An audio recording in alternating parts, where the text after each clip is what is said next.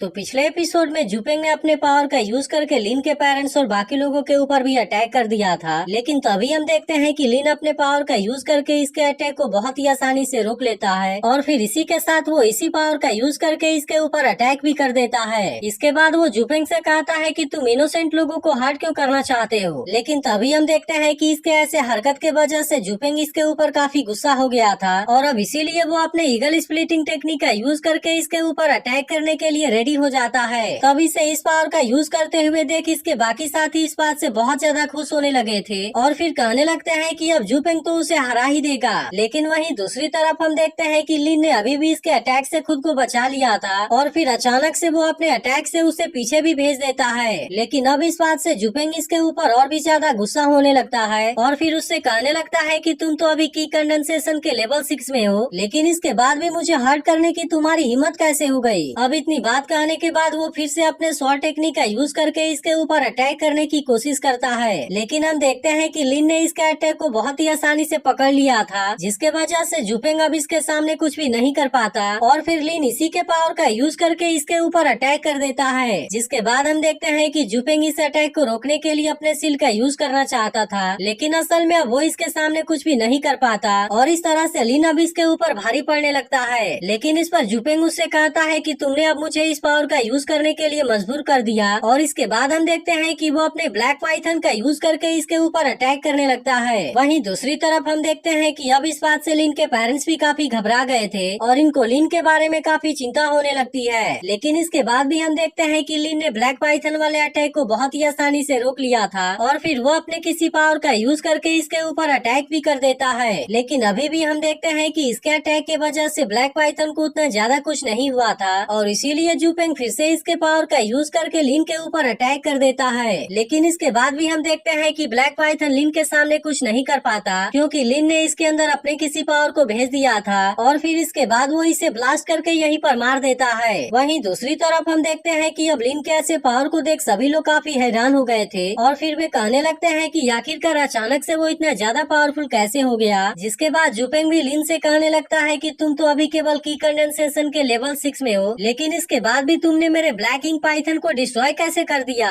लेकिन तभी हम देखते हैं कि लिन अब अपने असली पावर को भी इनके सामने ला देता है, जिसे देखते ही यहाँ के सभी लोग इस बात से पूरी तरह हैरान हो गए थे और अब इनको पता चलता है कि लिन तो असल में की कंडेंसेशन के लेवल 14 में है। वहीं दूसरी तरफ हम देखते हैं कि सुआंडाओ सेक्टर के एल्डर भी इस बात से हैरान हो गए थे, लेकिन वहीं उधर एल्डर सुन इसके ऐसे पावर को देख मुस्कुराने लगा था। वहीं अब लिन के पावर को देख जुपेंग की हालत भी काफी खराब हो गई होती है। जिसके बाद हम देखते हैं कि वो अपनी जान बचाकर यहाँ से भागना चाहता था, लेकिन असल में लिन अब उसे ऐसा नहीं करने देता और फिर वो तुरंत अपने पावर का यूज करके इसे पकड़ लेता है। इसके बाद वो उसे कहता है कि जब तुम इनोसेंट लोगों के ऊपर अटैक करना चाहते थे तब क्या तुमने इसके बारे में कभी सोचा था। लेकिन जुपेंग अब इसके सामने कुछ भी नहीं कर पाता और फिर लिन अपने बहुत ही खतरनाक अटैक से इसे जख्मी कर देता है। लेकिन तभी हम देखते हैं कि सुआंडाओ सेक्टर का मास्टर इस बात से इसके ऊपर गुस्सा हो जाता है और फिर वो इसे मारने के लिए इसके ऊपर अपने पावर का भी यूज करना चाहता था। लेकिन तभी इसी वक्त हम देखते हैं कि हेंग्यू सेक्टर के एंसेस्टर यहाँ पर आ गए थे, जो इसके अटैक को रोकने के बाद उससे कहते हैं कि क्या तुम हमें बुली करना चाहते हो। लेकिन अब इस पर सुआंडाओ सेक्टर का मास्टर कुछ भी नहीं बोल पाता। जिसके बाद एंसेस्टर लिन से कहते हैं कि अब से तुम हमारे सेक्टर के इनर डिसाइपल हो। अब इस तरह से हम देखते हैं कि हेंग्यू सेक्टर इस मैच को जीत गया था। वहीं दूसरी तरफ हम देखते हैं कि वे ब्रदर सिस्टर भी इसी के बारे में बात कर रहे होते हैं, जहाँ पर वो लड़का कहता है कि अब हमें यहाँ से तुरंत चल देना चाहिए, क्योंकि इस मैच में हर बार सुआंडाओ सेक्टर विनर बनते आ रहा था, लेकिन इस बार हेंग्यू सेक्टर ने इसे इसमें हरा दिया और इसीलिए मुझे डर है कि अब इनका बहुत ही बुरा टाइम आने वाला है। वहीं दूसरी तरफ हम देखते हैं कि सुआंडाओ सेक्टर के लोग अब यहाँ से जाने के लिए रेडी हो गए थे और फिर वे अपने बिस्ट के ऊपर सवार होकर यहाँ से निकल भी जाते हैं। तभी इसी बीच हम देखते हैं कि लिन के पेरेंट्स भी अब यहाँ से अपने घर जाने लगे थे, लेकिन तभी लिन इनसे मिलने के लिए इनके पास आता है और फिर वो इनसे बताता है कि अब तो मैं व्हाइट कलर वाला डिसाइपल्स बन गया हूँ। लेकिन अब इसी के साथ हम देखते हैं कि लिन की मदर यहाँ पर काफी इमोशनल हो गई थी और वो लिन को देख काफी रोने भी लगती है। तभी लिन के फादर उनसे कहते हैं कि हम तो अपने बेटे के लिए बहुत सारा सामान लाए थे, लेकिन क्या तुम इसके बारे में भूल गई। तब इनकी बात सुनकर लिन की मदर अपने साथ में लाए हुए सारे सामान को दे देती है। जिसके बाद हम देखते हैं कि लिन को भी अपने पेरेंट्स के बारे में काफी चिंता होने लगती है, इसीलिए वो उनसे कहता है कि आप अपना भी अच्छे से ख्याल रखना और फिर इसके बाद वो इनको अपने डिवाइन कॉन्शियसनेस का जेट पर्ल भी दे देता है और फिर अपने फादर से कहता है कि फ्यूचर में अगर आपके ऊपर कोई भी डेंजर आ जाए तब ऐसे कंडीशन में आप तुरंत इसे क्रश कर देना, क्योंकि उसके बाद मैं आपकी मदद करने के लिए तुरंत वहाँ पर आ जाऊंगा। तब इस पर लिन के फादर उससे कहते हैं कि हाँ, मैं इसके बारे में याद रखूंगा। और फिर इसके बाद वे लोग यहाँ से चले जाते हैं। इसके बाद अगले सीन में हम देखते हैं कि लिन अपने रूम के अंदर बड़े आराम से सो रहा होता है, लेकिन तभी अचानक से यहाँ पर अनाउंसमेंट होने लगती है कि सभी लोग यहाँ से तुरंत निकल जाएं। जिसके बाद हम देखते हैं कि स्वानडाउ सेक्टर का मास्टर नामजा यहाँ पर आया होता है, जो कि इनके ऊपर बहुत ज्यादा गुस्से में था। तब याद है कि यहाँ के एंसेस्टर कहते हैं कि स्वानडाउ सेक्टर और हैंग्यू सेक्टर का रिलेशन तो काफी समय से अच्छा था, और इसीलिए मैं जानना चाहता हूँ कि मेरे मास्टर और बाकी लोग अभी तक यहाँ पर आए क्यों नहीं। तब इस पर नामजा उनसे कहता है कि शायद तुम्हें इसके बारे में पता नहीं चला। और फिर इसके बाद वो इनसे बताता है कि वे सभी टेरिटरी की आउटसाइड के बैटलफील्ड में मारे गए। तब इसके बारे में सुनकर वे एंसेस्टर भी इस बात से काफी हैरान हो गए होते हैं। लेकिन इसके बाद नामजा इनसे कहता है कि मैं तो यहाँ पर हैंग्यू सेक्टर को डिस्ट्रॉय करने के लिए आया हूँ। और फिर इसके बाद वो अपने पावर का यूज करके इन पर अटैक भी करने लगता है। लेकिन इसके बारे में सुनकर एंसेस्टर कहते हैं कि हम इसे इतने आसानी से डिस्ट्रॉय नहीं होने देंगे। इसीलिए वो अपने सभी एल्डर से कहते हैं कि तुम अब इसके लिए रेडी हो जाओ, क्योंकि अब हमें अपने प्रोटेक्शन फॉर्मेशन को ओपन करना होगा। जिसके बाद हम देखते हैं कि बाकी एल्डर भी इनकी बात मानने के लिए रेडी हो जाते हैं। और फिर इसके बाद वो अपने माउंटेन गार्ड फॉर्मेशन को एक्टिवेट करने लगते हैं। अब इस तरह से हम देखते हैं कि सेक्टर के चारों तरफ एक प्रोटेक्शन फॉर्मेशन ओपन हो गया था, और अब इस तरह से वे लोग अपने सेक्टर को नामजा के हाथों से बचाना चाहते थे। वहीं दूसरी तरफ हम देखते हैं कि लिन भी अब इस बात से पूरी तरह हैरान हो गया था। लेकिन तभी एल्डर सुन की नजर जैसे ही इसके ऊपर जाती है, वो तुरंत इसे अपने साथ लेकर अपने रूम के अंदर आ गया था। लेकिन इसकी ऐसी बात सुनकर लिन को काफी हैरानी होती है। और फिर वो एल्डर सुन से कहता है कि बाकी लोग तो फॉर्मेशन को सेटअप करने में लगे हुए हैं, लेकिन क्या आप ऐसी सिचुएशन में उनकी मदद नहीं करना चाहते। तब इस पर एल्डर सुन उससे कहता है कि अब इस बात का कोई भी फायदा नहीं होगा, क्योंकि स्वानडाउ सेक्टर के एंसेस्टर के सामने कोई भी कुछ नहीं कर पाएगा।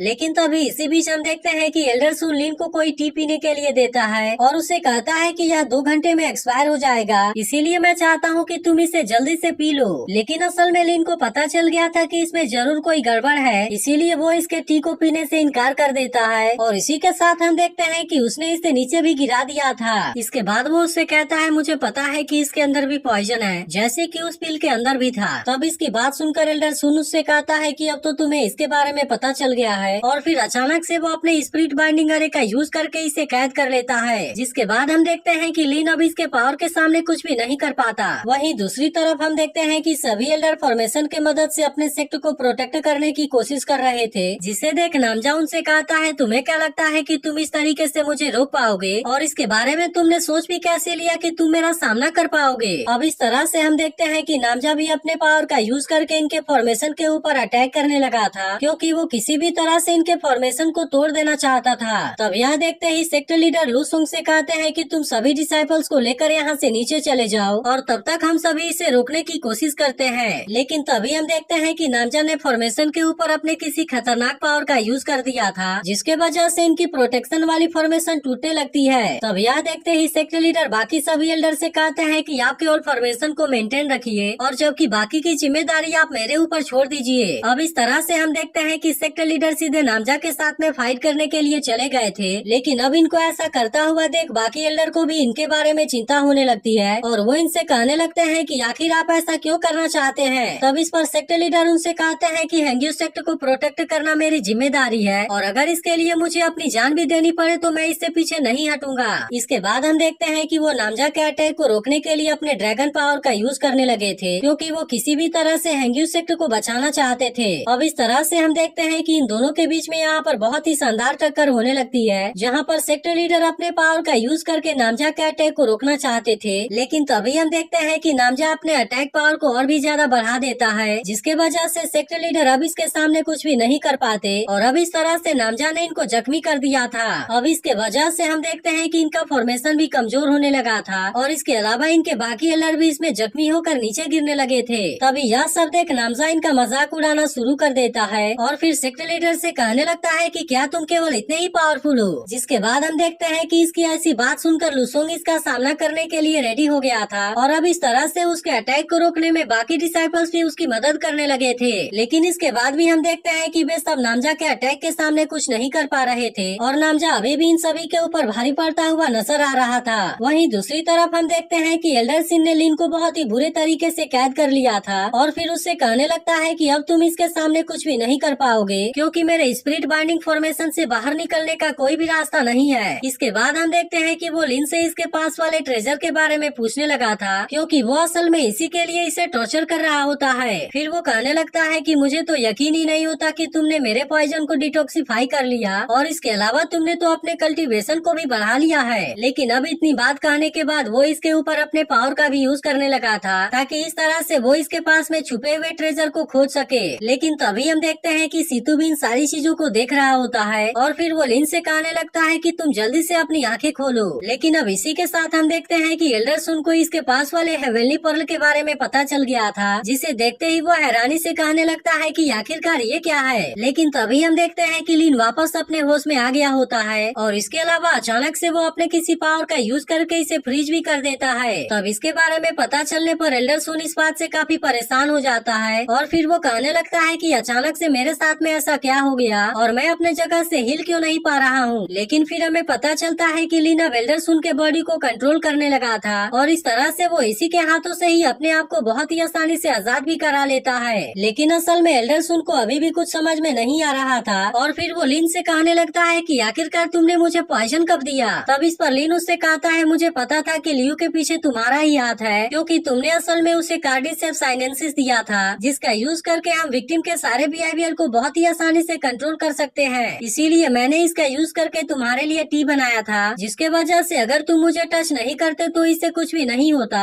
लेकिन अब तो तुमने मेरे साथ में ऐसा करके बहुत बड़ा गलती कर दिया है और इसीलिए अब तुम्हें मेरे हाथों से कोई भी नहीं बचा पाएगा। इसके बाद हम देखते हैं कि एल्डर सुन इसके सामने अपने जान की भीख मांगने लगा था, लेकिन अब लिन इसकी यहाँ पर कोई भी बात नहीं सुनता और वो इसके ऊपर अटैक करके उसे यहीं पर मार देता है। तब याद एक सीतू उससे कहता है कि गद्दार को मार देना और फिर लगातार अपने करेज को बढ़ाता रहना ही असल में इमोर्टल की कल्टीवेशन है। वहीं अब दूसरी तरफ हम देखते हैं कि नामजा ने हेंग्यू सेक्ट को बहुत ही बुरे तरीके से हरा दिया था, जिसके बाद नामजा यहाँ के एल्डर से कहता है कि मैंने तो तुम्हारे सेक्ट को पूरी तरह से बर्बाद कर दिया और इसीलिए तुम अपने डिसाइपल्स को मेरे स्वान डाउ सेक्ट में क्यों नहीं जाने देते। लेकिन हम देखते हैं कि ये एल्डर नामजा की बात मानने के लिए रेडी नहीं होते और वे अपने डिसाइपल्स को अपने साथ लेकर यहाँ से जाने लगते हैं। लेकिन तभी नामजा इनसे कहता है कि मेरा स्वान डाउ सेक्ट नए डिसाइपल्स को रिक्रूट करना चाहता है और इसीलिए जो कोई भी मेरे सेक्ट को ज्वाइन करेगा उसे हीलिंग एलेक्सिस से रिवॉर्ड किया जाएगा। जिसके बाद हम देखते हैं कि वे डिसाइपल्स उसके सेक्ट को ज्वाइन करने के लिए रेडी हो गए थे। इसीलिए इसके बारे में जानकर एल्डर को काफी दुख होता है और फिर इसके बाद वे सभी यहाँ से निकल जाते हैं। तभी कुछ देर के बाद हम देखते हैं कि लिन भी यहाँ पर आ गया था, जो कि यहाँ के तबाही को देख बहुत ज्यादा उदास हो गया होता है। लेकिन असल में वो हेंग्यू सेक्ट को इतने आसानी से खत्म नहीं होने देना चाहता था, इसीलिए वो सीतू से कहता है कि अब आप मुझे फाउंडेशन बिल्डिंग के बारे में सिखाइए क्योंकि केवल ताकतवर होने के बाद ही मैं अपने तकदीर को कंट्रोल कर पाऊंगा। जिसके बाद हम देखते हैं कि इसकी ऐसी बात सुनकर सीतू भी काफी इम्प्रेस हो गया होता है और फिर वो उससे कहता है कि तुमने इसके बारे में बिल्कुल सही कहा। लेकिन फिर इसके बाद हमें सीधे 4 साल बाद का सीन दिखाया जाता है, जहाँ पर हम देखते हैं कि 2 डिसाइपल्स ट्रेजर को खोजने के लिए माउंटेन के अंदर आए हुए थे, जहाँ पर वो लड़की अपने साथ वाले लड़के से कहती है कि मैं और वांगजू दोनों ही हेंग्यू सेक्ट से हैं, लेकिन मुझे तो यकीन ही नहीं होता कि वो केवल 4 साल में सुहान डाउ सेक्ट का ओरिजिनल डिसाइपल बन गया और इस तरह से वो बैक माउंटेन में कल्टीवेशन प्रैक्टिस कर रहा है। तब इसकी बात सुनकर वो लड़का उससे कहता है कि तुम इसके बारे में चिंता ना करो क्योंकि अगर इस बार मैंने ब्लैक क्रिस्टल बीस्ट को पकड़ लिया तब उसके बाद मैं तुम्हारे लिए एक स्वॉर्ड स्पिरिट बनाऊंगा